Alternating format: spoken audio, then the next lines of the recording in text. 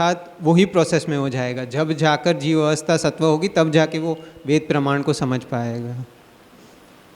ये कुछ और बात हो गई।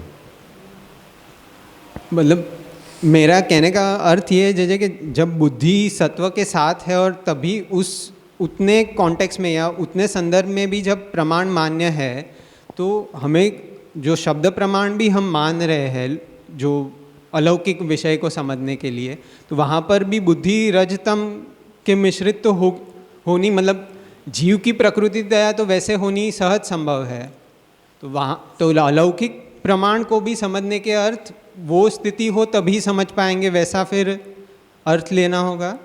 या फिर जो ऐसा जो प्रत्यक्ष के साथ है वो बात यहाँ शास्त्र के विषय में इसलिए नहीं है क्योंकि यहाँ तो शब्द से अर्थ का हमें प्रत्यक्ष होता है। वेदादि शास्त्र के जो शब्द हैं वो शब्द से जो अर्थक ज्ञान उनके अंगों से हमें प्राप्त होता है, जैसे व्याकरण निरुक्त आदि से।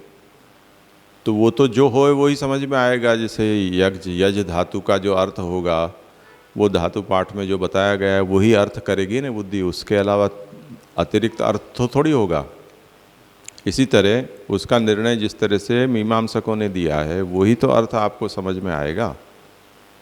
तो अर्थबोध में ये समस्या थोड़ी है। अब आप उसका उपयोग कौन से प्रयोजन से करते हैं या जितना कहा है उतना आप उसका अनुसरण करते हो या नहीं करते हो, वो एक दूसरा विषय हो जाता है। तो अर्थबोध में कोई समस्या नहीं होनी, प्रयोजन में समस्याएं हैं, रुचि में समस्या है। जिन इंद्रियों से आपको प्रवृत्ति करनी है उन इंद्रियों में अन्य गुणों का आवेश है, तब फिर वो समस्या है। ठीक है, तो यहाँ विराम रखते हैं।